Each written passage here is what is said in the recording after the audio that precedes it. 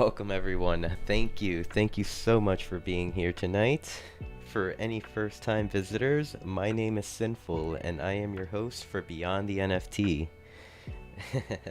um, if you guys are wondering what I'm doing, doesn't it look pretty cool? It looks like, to me at least, it looks like a jellyfish being dipped into some soy sauce. I'll let you guys linger with that thought while we continue on.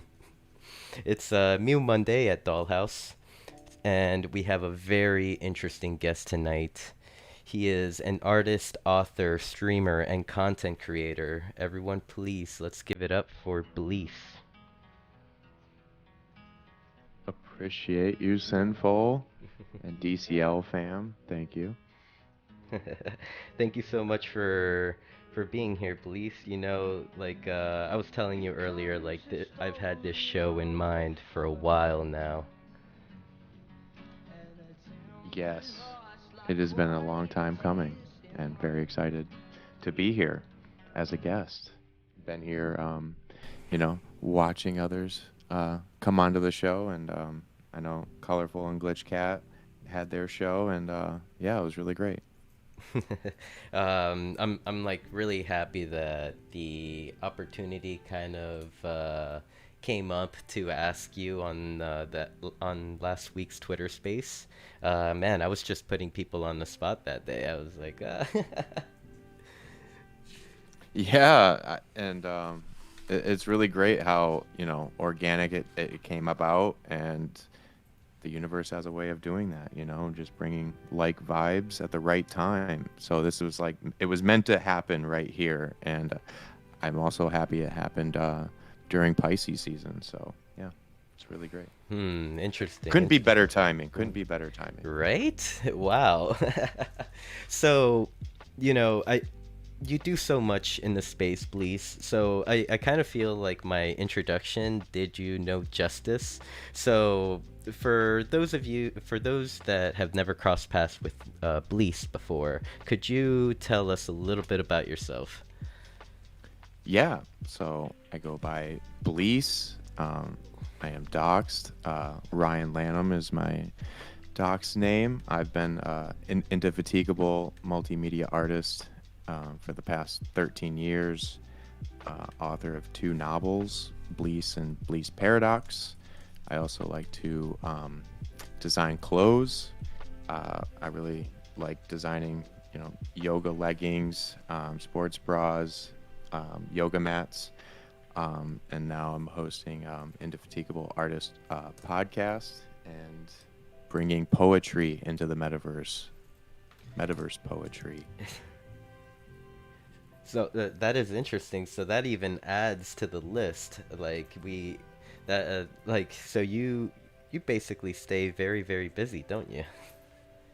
I do. I guess it's a good thing and a bad thing of like doing different. It's like I guess it's good to be known for one thing.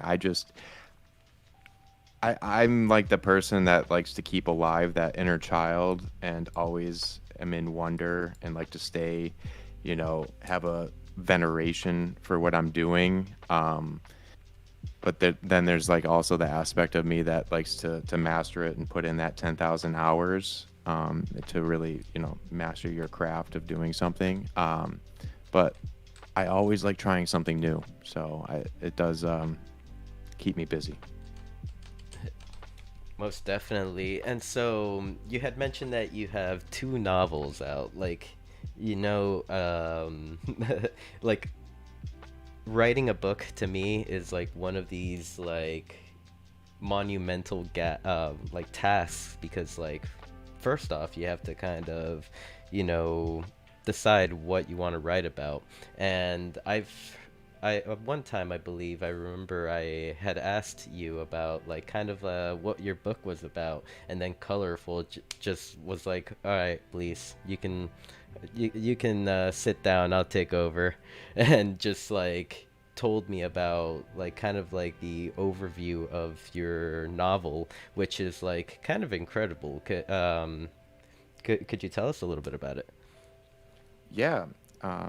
So the two sentence summary, which is the hardest two sentences I wrote of the entire books is on the free floating planet of Consumptia, where the currency is flesh and everyone is high on Zerk, Orby is at the breaking point.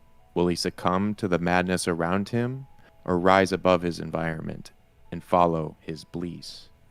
And so it takes place on this free floating planet that has run into other planets. And so it has like this huge mix of different species. And this came about from writing a bunch of different poems. And then over time, like these poems kind of take the shape of characters and environments. And so I just started piecing it together. So at first I didn't really know where it was going or have any intention of making a novel, but over time of continuously writing, and writing is really my foundation for everything that I do. So just over time it came to be a novel. It just came to be, and it's I have to say it's an incredible thing that like having to kind of create your own world, and like you dictate everything that happens within that world. Yes. And I was actually writing about this because it was Read Across America Day last week.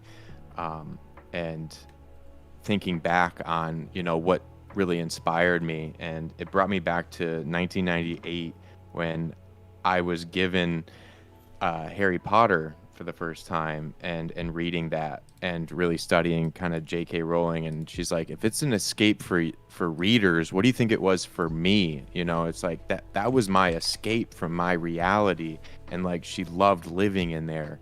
And that's how I was with writing this. It's like I loved living in this world, and as much time as I could spend with these characters. And I won't give any spoilers, but killing a character is just so crushing. And George R. R. Martin talks about this too, of like how hard it was.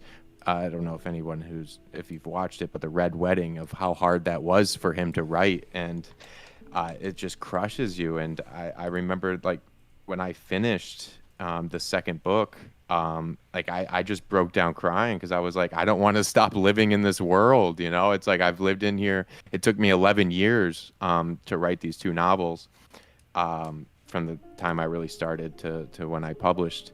And it was just like, no, I don't want to stop living in these worlds. And it really is. It's going to be an ongoing series. And I do have a third one that I've started, but I kind of like left that world for a little bit to do other things.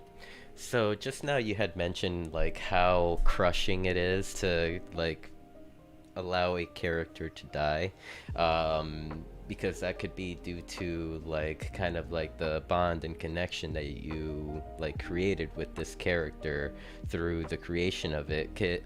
So in a way, could you like kind of like give us a glimpse within your process of like what you think about when you are creating a character? Yeah. So all of these characters started as a poem, and so it's really like a piece of me. And family members have read it, or friends that knew me. They're like, "Oh, you're the main character. Like you're this person." And it's like I'm really all of them. And it's like I'm all of them at different times. It's like even the bad characters. It's like that's like a piece of me too. It's like the anger, and then there's like the sadness one, the depressed one, and the highly anxious one, and then there's kind of like the one that really takes a deep breath. And so it starts with like these emotions or something happening, and then a character is really born from that, and you just continue to write and continue to get to know them, and interview them. What I really love to do is interview my characters, and how I envision it is like if you've seen The Dark Knight with like the Batman and Joker, and like he's like interviewing him, like that's where I go mentally when I'm interviewing these characters and trying to answer them at be in character while answering them. It's like being an actor in a way. That but as a writer. that is amazing. Like, and Bleace, you're inspiring me to actually pick up one of your novels, like, or at least the first one. Let's get the process started, because I do love reading my books, and I've been a bit like, I don't know, this year for some reason I've just just been reading, just and Y- it's very incredible, like how what you just mentioned, that each character is a part of you, and and I mean that is honestly like what is kind of like inspiring me to, like, pick up my own copy to kind of just to see just to see like the different, like, the connection that you had with each character. Yeah, and you know, it is a harsh world. I will say that it is a harsh world, and I have like these bright colors, and but it is dark, and I do cross a lot of lines. So a little bit more about me. Like, I grew up in Michigan, and if you know like the economic history of Michigan and like what they really went through in the crash of like 2008, 2009, that had a very traumatic experience of seeing how fast a town can change, and it can just close up, and seeing all of these buildings just get wiped out and just completely abandoned over such a short period of time, and seeing that. And so I wanted to kind of come at it at a different way, and so to kind of have like this allegory. And so that, yeah, it comes from that, and just seeing and trying to like bring about some change. So and in order to change, you got to really kind of spark something and kind of cross that line of saying like, okay, this needs to change, and you got to kind of make people feel alien and alienate them a little bit. So yeah, it's about crossing lines. Okay, so I'm looking at the Twitch chat, and I don't know if this is a question in general or to us, but I'll ask it anyway because it looks like a fun question. Cloud Nimbus is asking, Spartans or Yeah, Wolverines? Wolverines, yes. That's a great one. Yeah. So I grew up outside of Ann Arbor, and I partied a lot in Ann Arbor when I was in high school. So I spent a lot of time in Ann Arbor, and I am go blue. My family went to Michigan State, and so yeah, it's definitely a family divided. But I do root for both of them, but when they're playing each other, I definitely go blue. It's like parties. I love it. Yeah, yeah, and like what a fun story too. My first game I ever went to was Tom Brady's first game that he started with Michigan. Well, he didn't start; he came in for the injured quarterback, and it was between Michigan and Michigan State. And so that was back in 1998. And yeah, that Oh, was the first game I attended. Was when he came in and took over. oh, I mean, then the rest is history, huh? Yeah, I was a lifelong fan Mm. from that moment. Just to shift it, because I'm very curious from someone that got to like witness Tom Brady come in like and completely like dominate like for during his career after. What was it like to see Brady come out? Like, was it one of those things that you can kind of like that you would watch and say this kid's gonna be good, or did he still have some work to do? Yeah, I mean, so we were at the game, and the starting quarterback gets hurt, and I actually was there with my aunt and uncle who went to Michigan State, and so we were rooting for Michigan State, and then the starting quarterback gets hurt, and they're like, oh well, this game's done, and then Brady brings them back. Brady didn't win that game, but he got really close, and it was like, wow, okay, this guy comes off the bench and does that, and then he had a great game against Alabama in the championship game in 2000, but I didn't expect him to like. I mean, obviously he drafted 199 overall, but um, it's that it's not talent, it's not those that you think are the best, it's his grit. And reason why my favorite word is indefatigable is persisting tirelessly. It's not having that talent, but it's like, I'm gonna show up every day and I'm gonna outwork you. And I wrestled for 13 years, and our motto was, believe and achieve. And talent doesn't beat hard work. Hard work beats talent, every time. And just really instilling that work ethic. And that's why I really looked up to Tom Brady for all this time, is because of that work ethic that he had. He didn't have all the tangibles. No, everyone wrote him off just looking at the numbers and stuff, but it was, his mindset that really set him apart. Bleace, I have to say you are perfect for Web3, because that's honestly what it's gonna take at the end of it all. Like, if you want to be successful in this space, like, you're gonna have to take it the extra mile, you know? For sure. And we all have our ups and downs, and nothing is permanent. And you look at a heartbeat monitor and it goes up and down. If it were straight, that just means it's lifeless, and so it's embracing that. And, we have our hard times, and it can be frustrating, and there's so many obstacles. And people have like this view too of like making it, and you just feel like you're just in this bliss place and like it's all perfect. Like, no, like there's always going to be something, always. And so I think once you realize that, you'll wake up and say, hey, I made it. Like, you've made it. It's a feeling, it's not a place. I wonder if sometimes, or I wonder if, like, once you make it, if it feels like you made it. Like, what does making it feel like? Or does the person not even realize? That's and a that's and that's when I really came up with the word bleace. Really, it's like that feeling you have when you create something, when you've spent so much time on something, and like once you're it's never done. It's like you're just done working on it, but it's that feeling. And if it's a song, there's a couple songs I like to play every time I complete a project.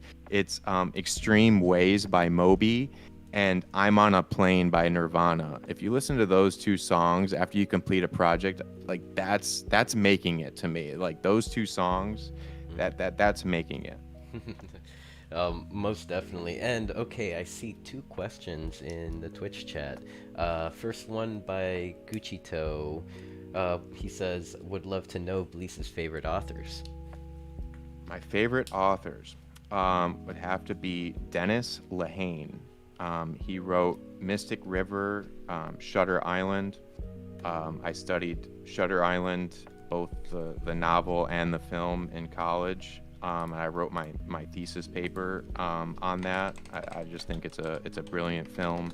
And my hobby is reading books that then get made into movies. And then Stephen King is an obvious one. And then for poetry, it's Jim Morrison and The Doors. But I really like Jim Morrison's poetry, and he always wanted to be remembered as a poet over being a rock star. Thank you, Bleace. And then the second question came from Canessa, and she was asking, what are your favorite books? My favorite books. My favorite book of all time would be Bud Not Buddy. He's from Michigan, and that just it gets me emotional because it's such a good book. It's written from the perspective of a kid who's looking for his father, and I never knew my father, and so I really connected with this book. And yeah, definitely, I'm drawing which is terrible of me, but drawing a blank on the author. It's Curtis, I think. Bud, not Buddy. I'm gonna look it up really. Yeah, Christopher Paul Curtis. Bud Not Buddy. And he also wrote The Watsons Go to Alabama, another great book. Thank you. Hey, I see a couple of familiar faces on the Twitch chat. Hello, Unknower and Tinkpoko. Welcome. And it's very good to see Cloud. Thank you for, dropping in tonight. And thank you for those questions, and hope I gave suitable answers. And I also want to say too, like, I understand getting people to read is difficult. We don't have a lot of time, and I recently did do the audiobooks as well, which was a learning process doing audio. And it was a way of me diving back into the world. But yeah, I did complete those audiobooks as well for anyone that just likes to listen over read.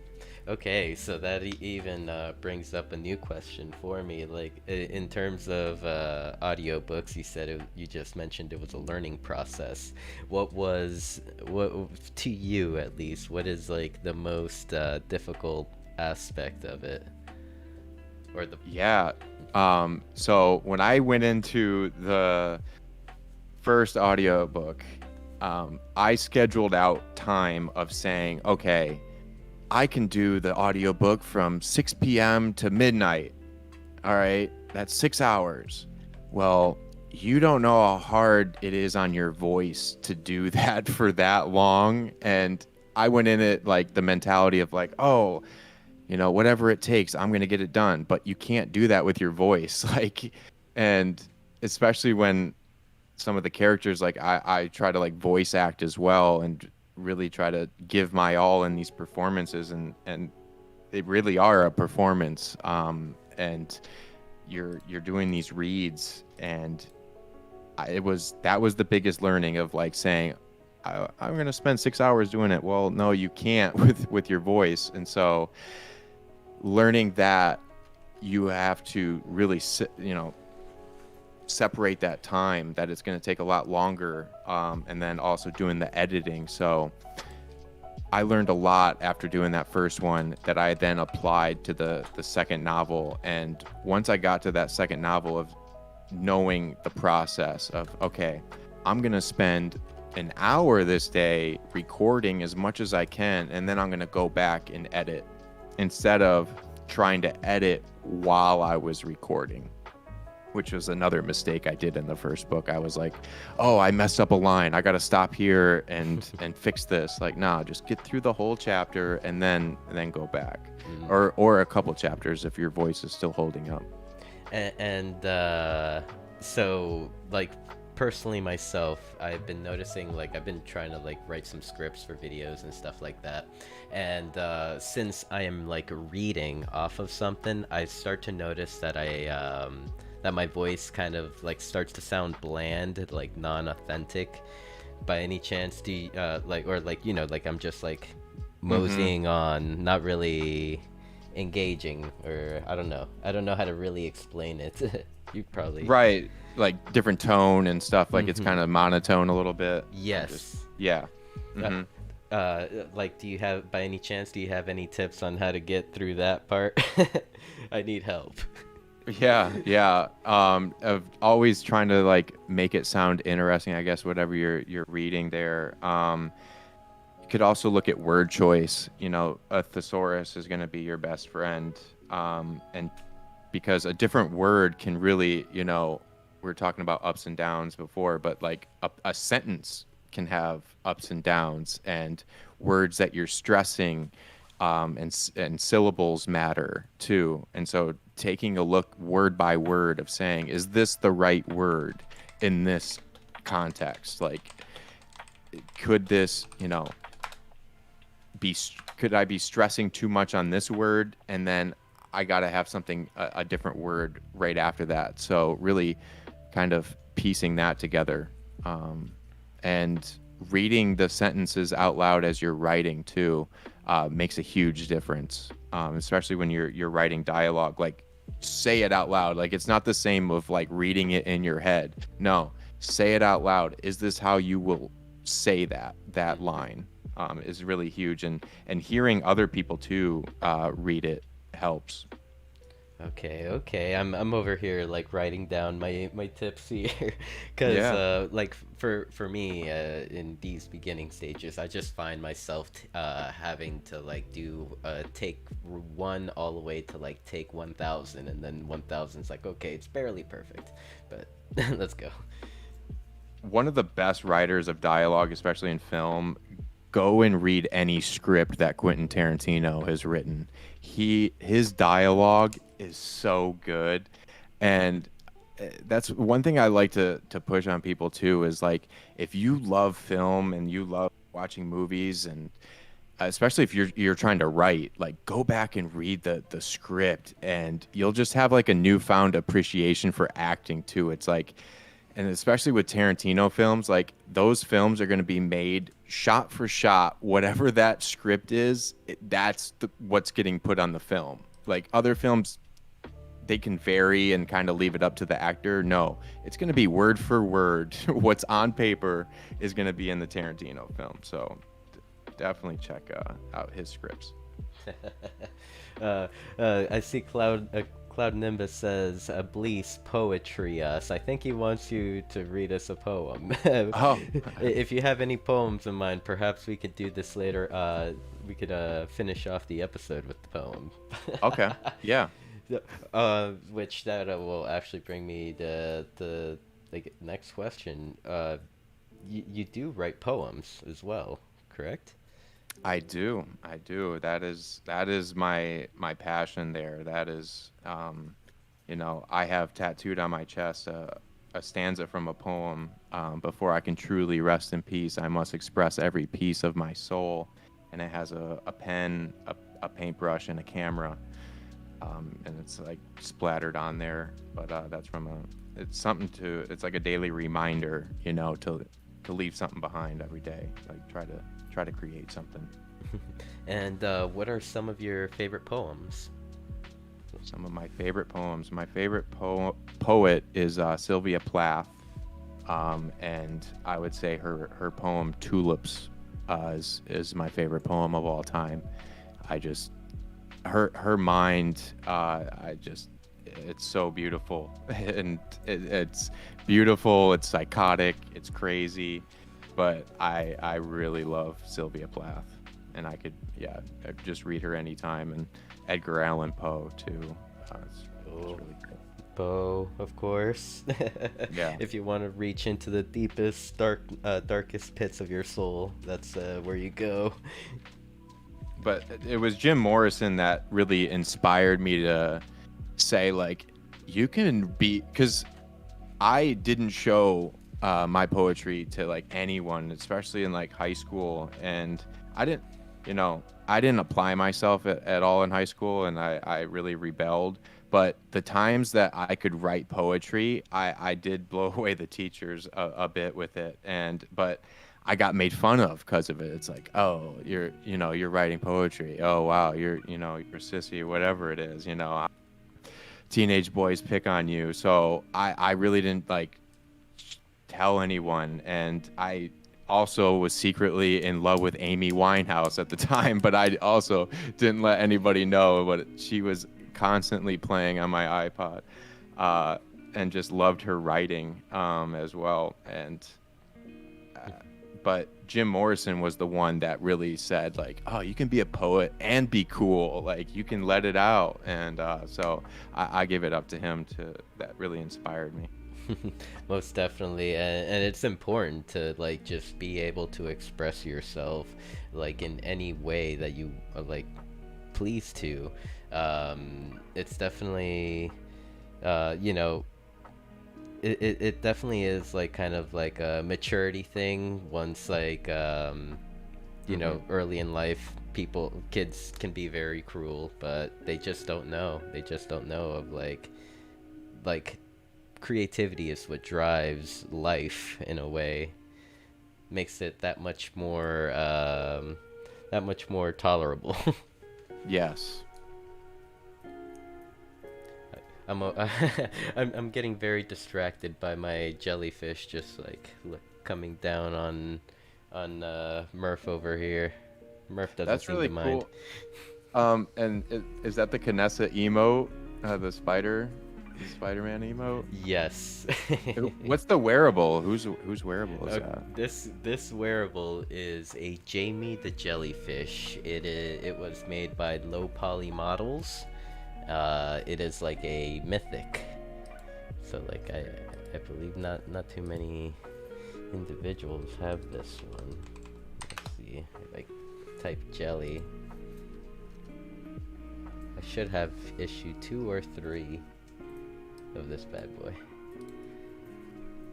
And that's something I want to bring into the metaverse too, is digital fashion. And I'm just so inspired every time I come into Decentraland and seeing all the wearables I of, yes. of, of bringing some of my IRL clothes into the metaverse. So That I actually know Colorful has was. been bothering me about it. She's like, you need to do it. You need to. Yeah, most definitely. That actually was another the next question I was gonna go for, because you had mentioned that you were a designer, and on the screen I have your website pulled up with some of your designs, some of your merch. Uh, what uh, if you were to bring a wearable into Decentraland, which design would it be? Yeah, I like the leggings with the rash guard top, and I love the fanny pack. Making fanny packs cool. Meta Jewels, very much inspired to bring fanny packs into the metaverse. So I love the fanny pack. Could definitely see that, and yeah, not on there. It's on a different So thing, but yoga mats too. I really like doing yoga, like the whole matching yoga set. let's see. I'm trying to. I know that earlier when I was looking around, I did come across like more of a broader. Go ahead. Hmm. Oh no, it's just it's on a different. It uses a different printer for the yoga mats, especially. So I don't know if I have it I see. on I there. see. It's all good. It's on there. Yeah, I mean, I would definitely I'd be pretty excited to see some of the Bleace designs come into Decentraland. It's just it's just another digital footprint that you can leave in this digital world. I know that Yeah. you like kind of are, you're not just on on one platform. You like to explore different metaverse platforms. What other um, what other metaverses could we find you in? Yeah. Voxels. I started in Hubs by Mozilla. That was the first one that we went in. Yeah, September, October of 2021. And that was when I was really diving into all the different metaverses. That was when the first time I came into Decentraland was October of 2021. And then Spatial uh, is also fun. Monaverse. Monaverse is really beautiful. Really great builds in there that are really game quality builds in there. So a lot of fun in there, and it's about the technology of it and being able to bring people together on different platforms and realizing the accessibility of it. You know, s- being in the same room as people from all over the world in one space and feeling that presence in these different builds. Hmm. It's been a lot of fun.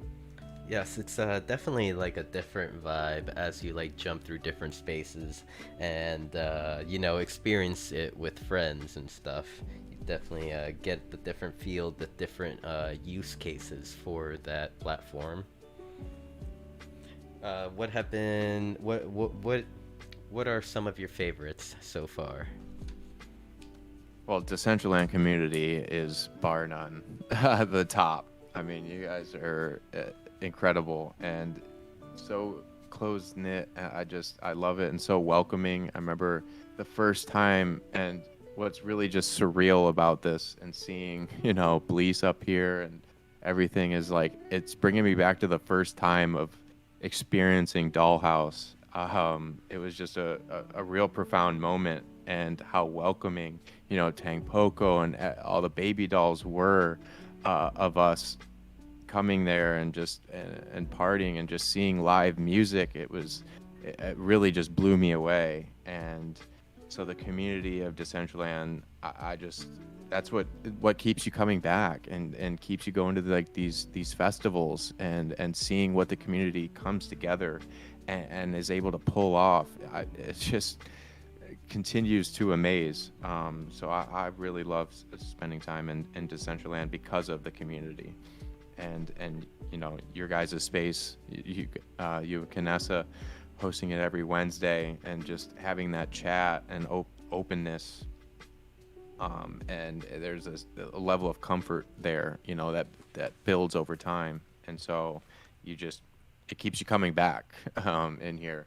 And whenever you're feeling down or you know, uh, feeling alone or just not inspired to just come in here, and you're always gonna, see a friend in here.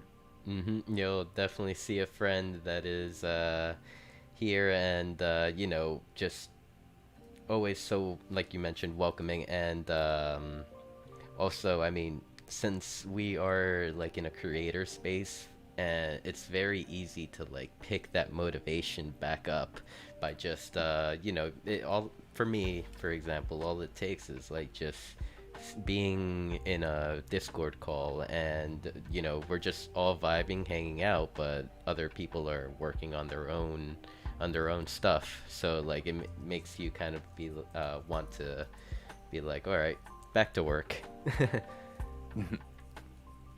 we That's kind of like what the CBD Discord has become. I don't know, like earlier when you jumped into the gaming gamers chat, Brandon was like playing video games. I'm sure Josh was like, oh yeah, Josh was like rendering something.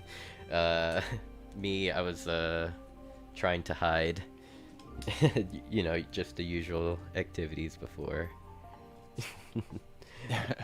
show. So let's see. So like having checked out all these other metaverse platforms, what potential do you see like the central that what potential do you see in Decentraland that could be like a factor that would ensure like that Decentraland outlives its competitors, especially like early on in this crypto space? Right. The potential I saw, Metaverse, that music festival, and the Bjork experience. I have net that is the pinnacle so far, of all these different experiences, and I'd say it's the community coming back and just continuously creating. And I've never come into Decentraland and not seen something new. And I think that is a testament to all the creators that are building on Mana and building here. And with so many good intentions, and of course, there's going to be the good and the bad. But I think at the end of the day, what matters will always outweigh anti-matter. And so to beat out the competition there, I would say it's knowing what your strengths are, and your strength is this community. Because I look at, say a Roblox, and I look at their Twitter, and I'm like, what is this? What is this Twitter? Like, what is? I don't see anything communal about this, really. In comparison, when I go on the Twitter of Decentraland and how engaging they are with the community, and recognizing it's those community members, it's those users that are bringing in new people, and how many, like when you experience like your first steps in the metaverse, and then you experience that with someone else, like how profound of a moment that is, and how someone's life can change in there. And it's recognizing the importance of that, and really building that out, because I think that's the intent. And when you can add that kind of a value doesn't go away with the markets. Value isn't in a currency. and it doesn't matter how much that particular currency is. It doesn't matter how much mana it. The real value of it, that's not going to go anywhere. And I so it, love that. Oh, go ahead. Sorry, oh no, yeah, I yeah, it's So yeah, I love that you just said that because I mean, sometimes in those Wednesday Twitter space, we do have individuals coming in and being like, "Oh, this is a scam. Why is the price of mana going down?" And you guys are just here, and we're like, we don't see a bear market.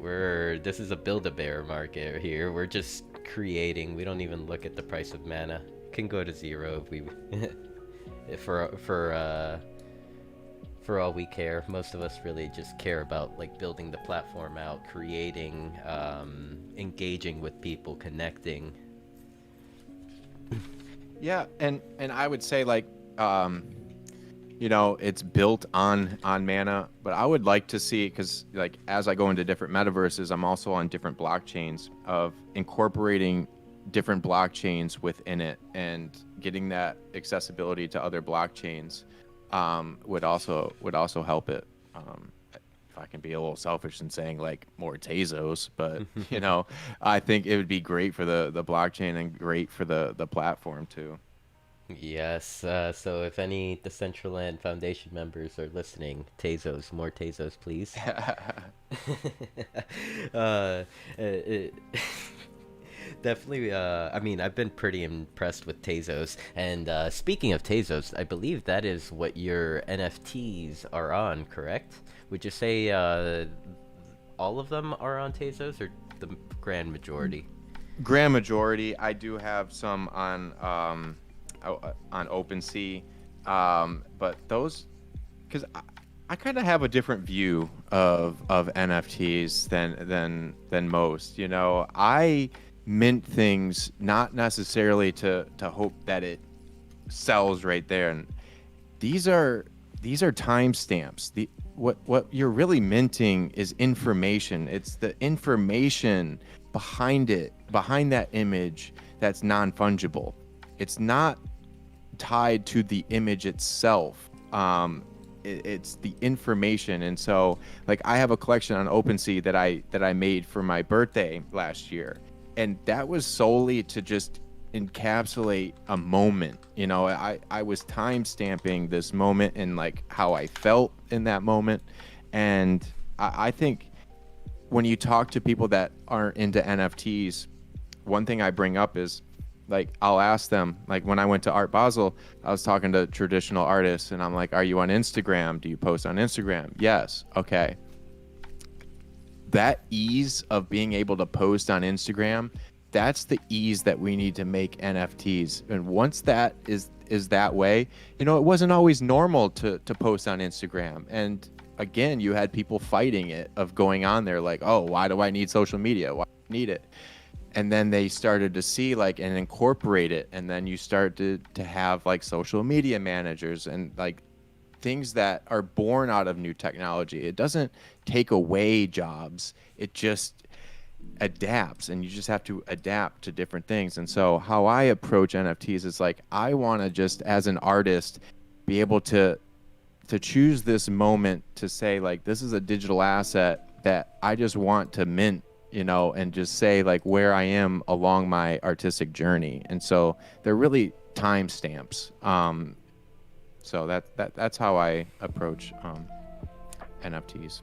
I really love that, and it's like in this space, it's up to each creator, each artist to decide what their art will be. And I feel like definitely like as people get to know Bleace and understand what the NFT really means,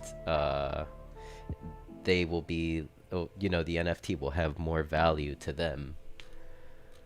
Yeah, and you know, and learning, you know, in this new space, and I kind of already knew it before. It's like knowing your strengths and weaknesses, and like I can't like give a sales pitch on my own stuff. Like it's so hard. But if someone were to ask me to, hey, could you sell this product for me and like, or make this for me? Like, yes, like I could easily do that. But to do it for my own stuff, like that, it's just so hard for me to like try to sell my own things. And that's like been, I guess, like a downfall of mine and like a weakness that I have is that a inability to do that. So I'm trying. I'm more of like just sticking with storytelling and artistry and just creating, just to create. You know, it's about the journey. It's not about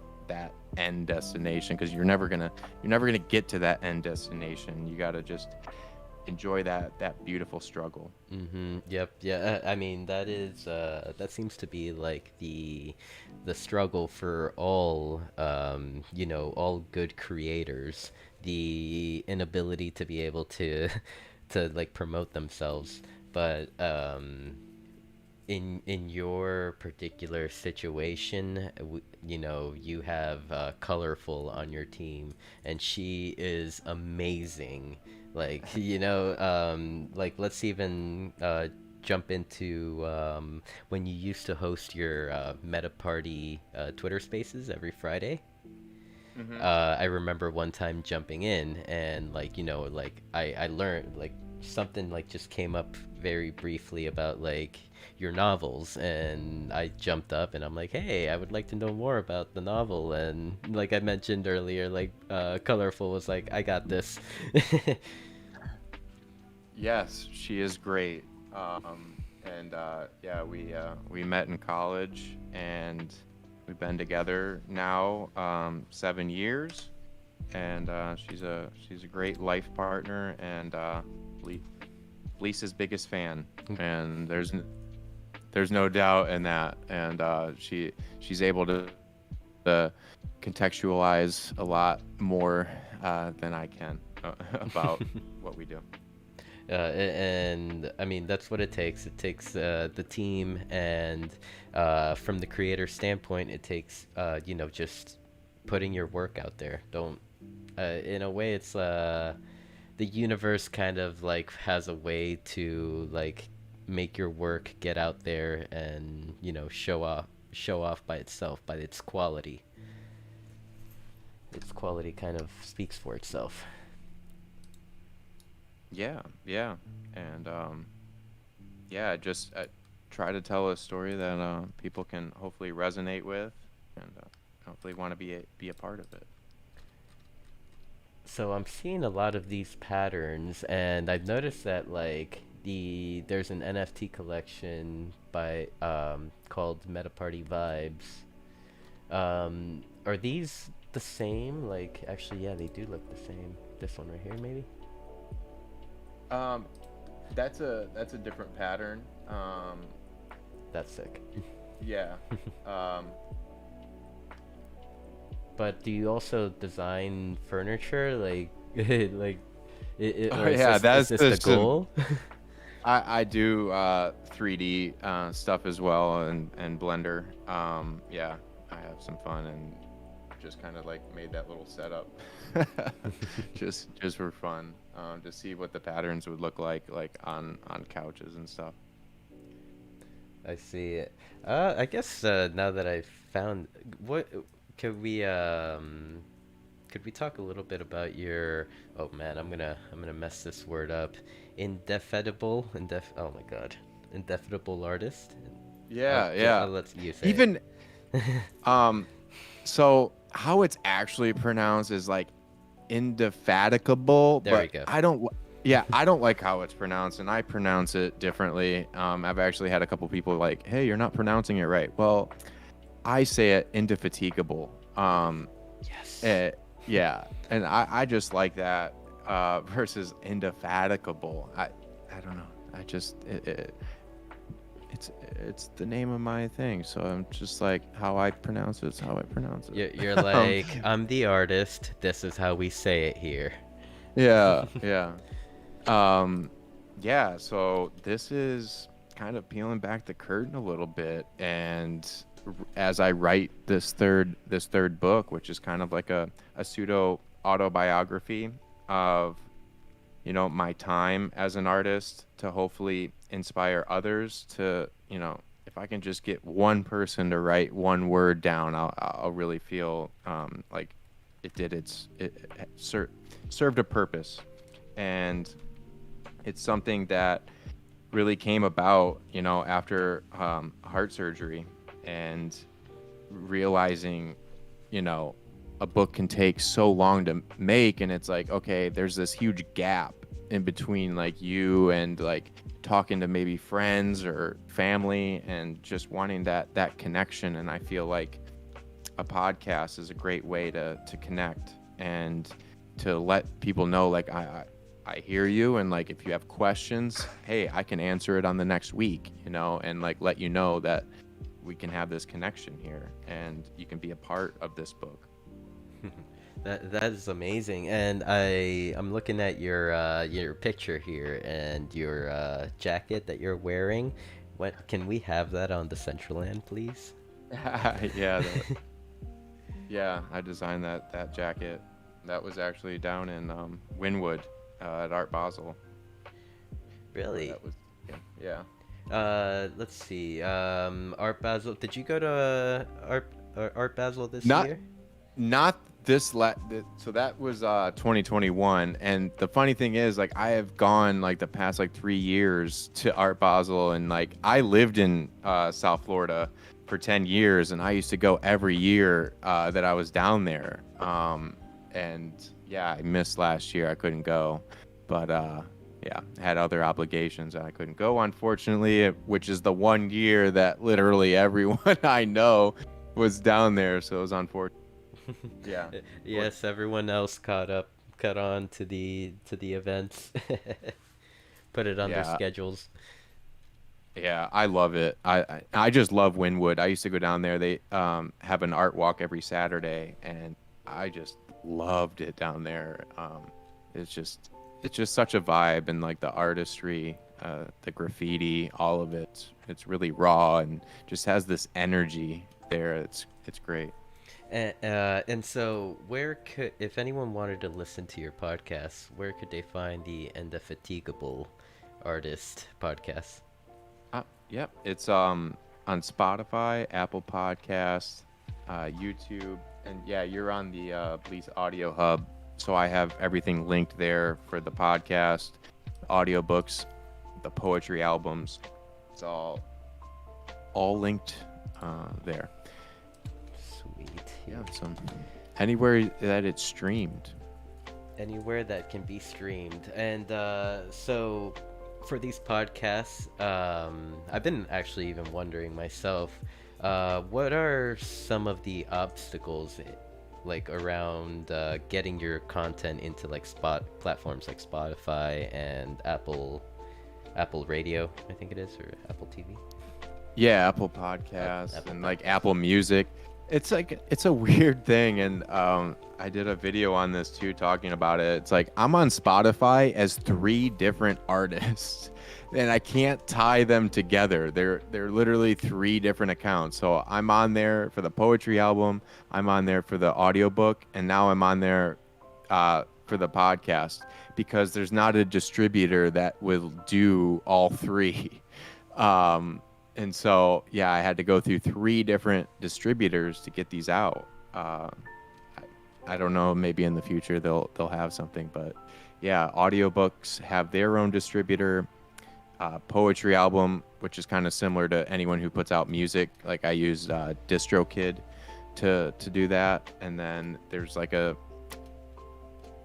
something similar for podcasts. That's like it's like a DistroKid. And then there's, yeah, one for audiobooks that will put it all out, get you on Audible. Yeah. Nice. Here, I'm gonna pull up this video here so everyone can see the preview.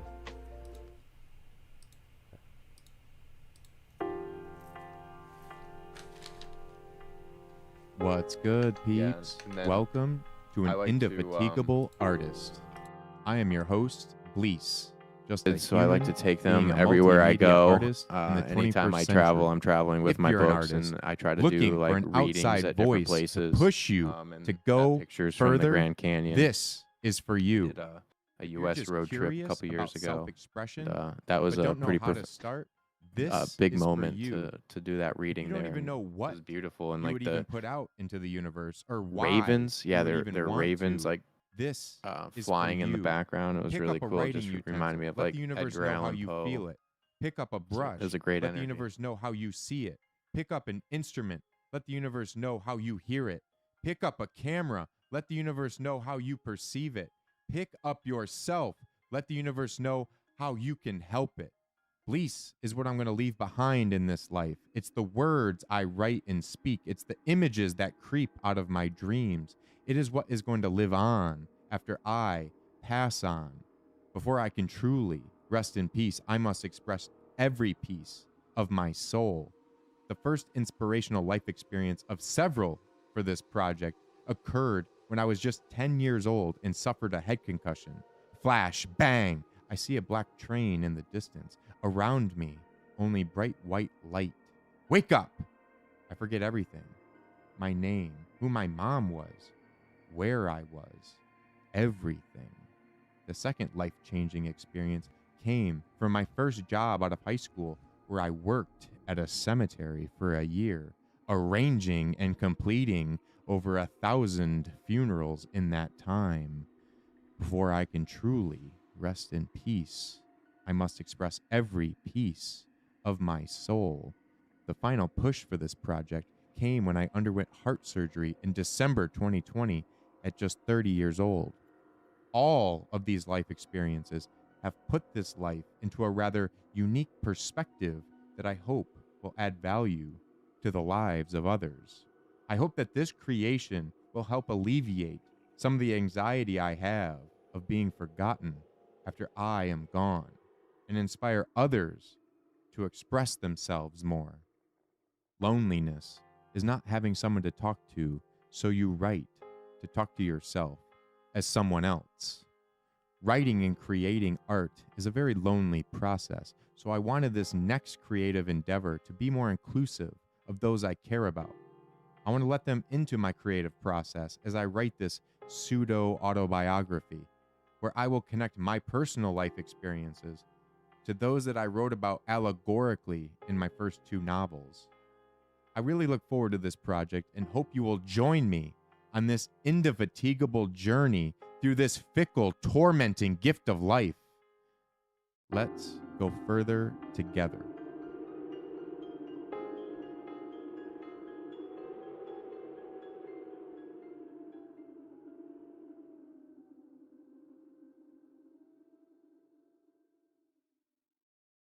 Appreciate you listening. A like, comment, and a share goes a long way. A free way to pay it forward.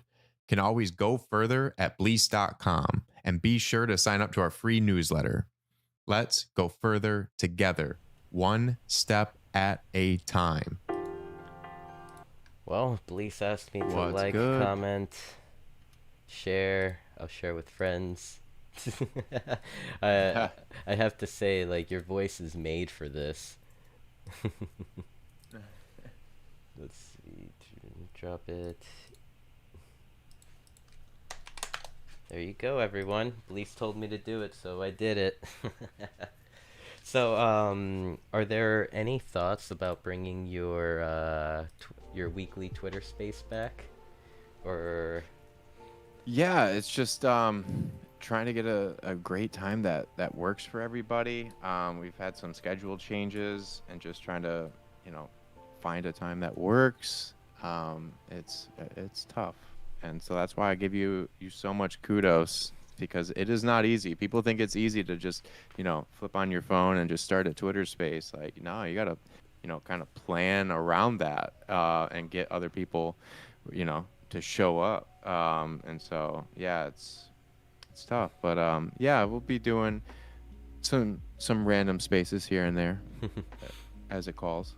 I love the meta party vibes Twitter space. So they used to go on for for like hours, and I just loved how they, like, as the day would go by, you guys would be jumping through different parties, whether if it was like Spatial or Decentraland, different events, and just like highlighting them a little bit, trying to get some people on.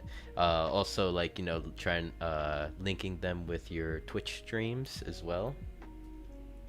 Yeah, yeah, it was a lot of fun, and it was great to, one, get people that were builders and would be like, "Hey, come check out this," and we go check out their plot, and they kind of walk us through it. And then on the other spectrum of like people coming in there and taking their first steps in the metaverse, and like getting over that misconception of thinking you have to have VR goggles or whatever to get in the metaverse. It's like, well, no, in this metaverse platform, you can actually join right from your phone, and you sit there and wait for them to download the app, and they hop in, or you can go right on your desktop. What? No way. So those are great moments, and yeah. Oh my God, yes, they are amazing moments. Like, and I do get this more often than not. I, jump in, introduce myself, or someone comes in and introduces themselves, and one of the first questions is usually, "Don't I need VR to access Decentraland?" And you're just like, "Well, let me just adjust your Right. adjust your life here and tell you no, you don't need it. Mm-hmm. Your way of thinking, everything you've known and loved." I love it. And, when people ask me like why the metaverse, and there's so many reasons you can give, but one that really seems to make sense is you're bypassing an algorithm. And if you're an artist on social media, you know how hindering, sometimes you could get something that goes viral, sure, but it's hard to sometimes connect people that may be wanting to see your stuff. And that's one thing I've experienced a lot in this space, especially with like music performances and stuff. It's like, I would have never come across this musician. I would have never come across this piece of artwork through an algorithm. Like that, I just would not have seen it. I would not have met you if it were not through this metaverse, and it's like having these moments, and you're able to just walk around this metaverse, go to so many different galleries, and just experience so much art that you wouldn't otherwise. And to what you just mentioned, like different galleries, when Bleace Gallery on Decentraland, we gotta get your content streaming on. That is a goal. That is definitely I've seen those tweets of like, if you had 5 ETH, what would you spend money on? My number one is like Metaverse Land. Like that is what, people are like, oh, I'd buy this NFT or this NFT. Like, okay, maybe if I have it left over, but my goal would be first Metaverse Land. And sometimes when I reply that, I'm like the only one that's saying that. So yeah, that's definitely a goal of mine. but it's like individuals such as yourself that, you're at the moment it feels like you're the oddball out, kind of like mentioning Metaverse Land, but like the more people start to see it, like see that response, the more they'll start to wonder like why and which Metaverse Land. And it's just a way to plant the seed in their mind. Oh, for sure.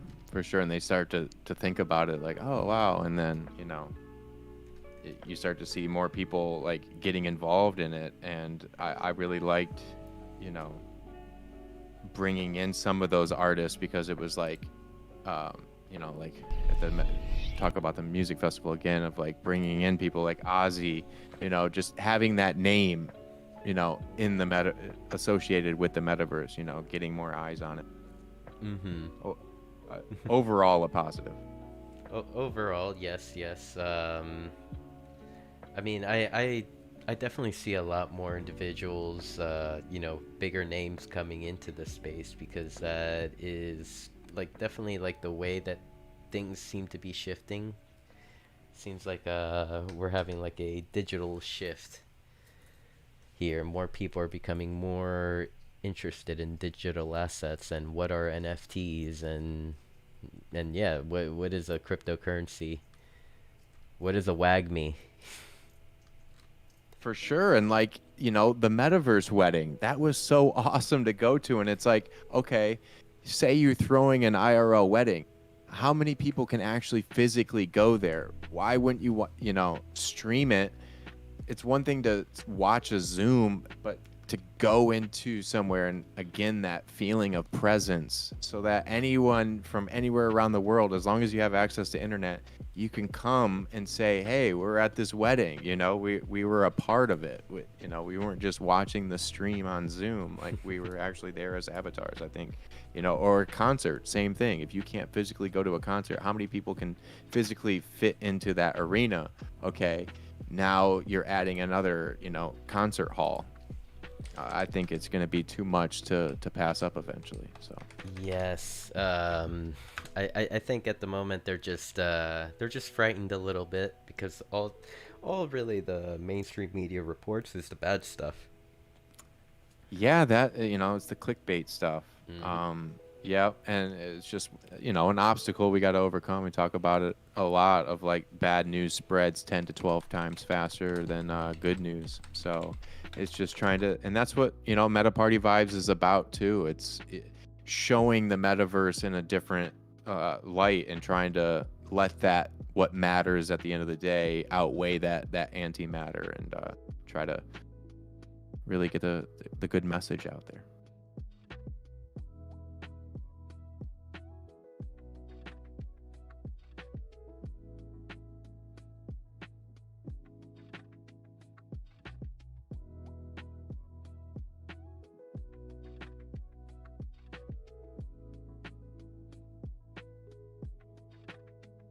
Yeah.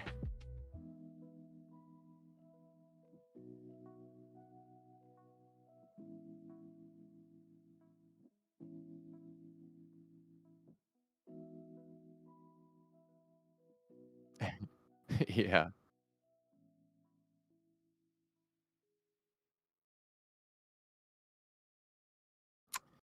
Yeah. Yeah.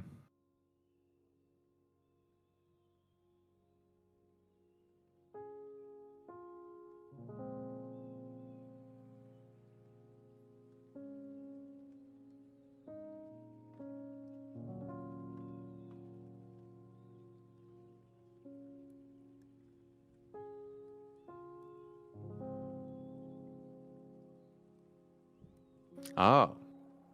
Um.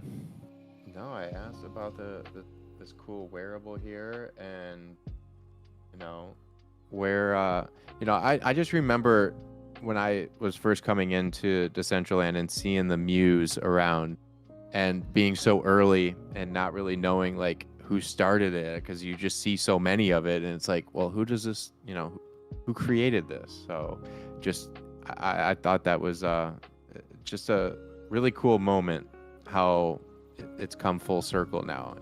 That was honestly one of the first things I remember seeing in this platform, and now being on this show with you has been really great. And just I guess asking like where you're going next, of like are you working on any more wearables that are going to be seen all over Decentraland?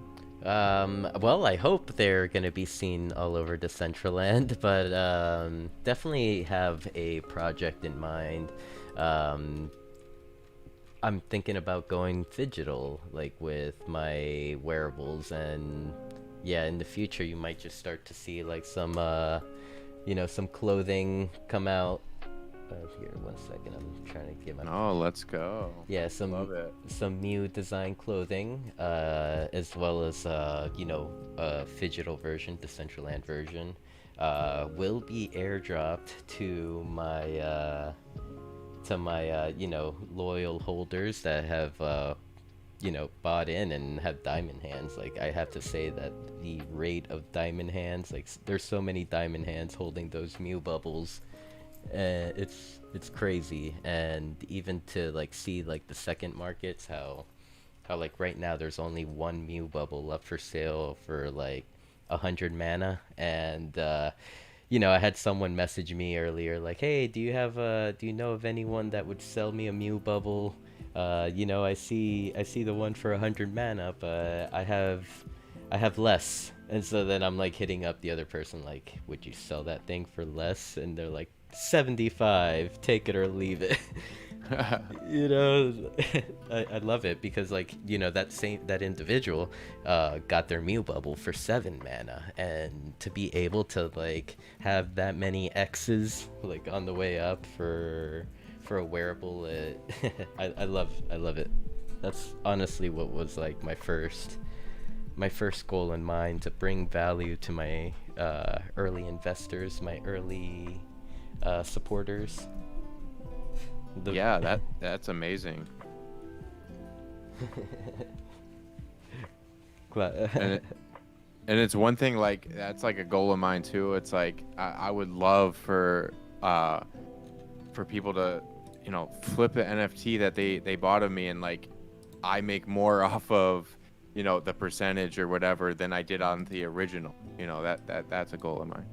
that I mean, you've probably have listened to Rustan before. Like that is one thing that he like kind of like, he's always trying to help the artist to his left and to his right, and he always like has mentioned that it's okay to kind of release an NFT at like a lower price and allow the second market to take over. Mm-hmm. And I mean, we can see that method is proven. We see Rustan. He is what is the perfect word for Rustan? Rustan is Rustan. Paul Rustan. Who's also on Tezos, and I've actually collected one of his pieces on Tezos. Very fortunate to grab that because they do go quick, and also multi chain maxi. So yeah, big fan of Rustan. Yes, I mean I can't stop collecting his stuff. and, and Yeah. and the thing is, I don't even resell it. I just diamond hands it. Oh, it's amazing. It gets you into the party too. I mean, you talk about multi-talented. Yeah, I really love what he does with this place too. It's exactly what the metaverse is for. It's like creating that vibe that just fits perfectly with your artwork. It's really inspiring. Yep, exactly.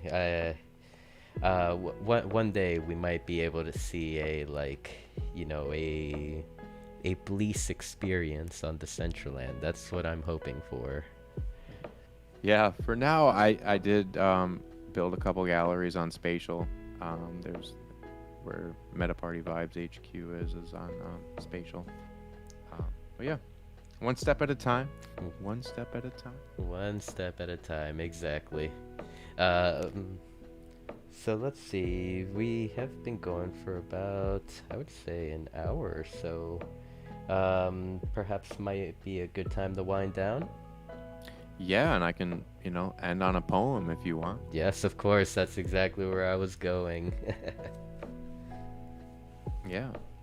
Well, thank you again for having me, and thanks to everyone who's taken the time to listen to this, and everyone who's shown up here at the Dollhouse, and thank you to the Dollhouse for hosting this. It's truly humbling. So thank you to everybody. I'm hoping to have you back in the future, of course, because I'm sure even, on our way down in time, like, you will have so much to tell us about. Yes, and I look to have guests on the podcast eventually as well, and would love to have you. Oh, well, whenever you do start having guests, just send me the sign-up sheet. Yeah, yes. I will be on. So, without further ado, the stage is yours. All right, this is called Temptation. Temptation, always lingering, whether good or bad, something always there. Life's not fair. Temptation makes it hard with its convincing stare. Live once, die once. So to temptation, do I dare? Beware, live with care, Pick and choose what to do. Temptation isn't rare. Near and far, light or dark, wherever you are, temptation will make its mark. Why are you here? Let me be. But can't you see that it's temptation that will set you free? Live once, die once, try anything once. Just remember, cause and effect. Gotta have respect. Temptation, good or bad. Temptation doesn't care whether you're happy or sad, alive or dead, just as long as you're there when temptation wants to be fed. Thank you. Incredible. That was beautiful. Thank you, Bleace. Thank you. Thank you. And thank you for asking for a poem. Actually, Yeah, appreciate it. I mean, I'm so happy that Cloud came by and asked for one. Like, this is the perfect ending to our Beyond the NFT episode tonight. And thank you again, Bleace, for being here. And I'll definitely be following your journey within Web3 and everything you do. Appreciate it. And definitely likewise. Thank you, Bleace. And just a few final shout outs. Thank you to all of you that are here. I really appreciate your time and, your patience. I am Simple Mew, just a simple jellyfish hanging upside down, being dipped into soy sauce. uh, I just want to give a couple shout outs to my sponsors up at the top. We have Songbird Collective, Vox Boards, Meta One Designs, Dr. Drip, and of course our hosts here at Dollhouse, the Baby Dolls. Thank you so much for everything you do. Thank you, everyone. And just a quick final shout out to Shelly Van at the True Band Room. If you have not heard, the True Band Room has put up a grant proposal. So make sure to head on over there, check it out, and make sure to vote. Even if it's not much voting power, just the support is enough. Thank you all. Really appreciate your time, and we will get some music started here shortly.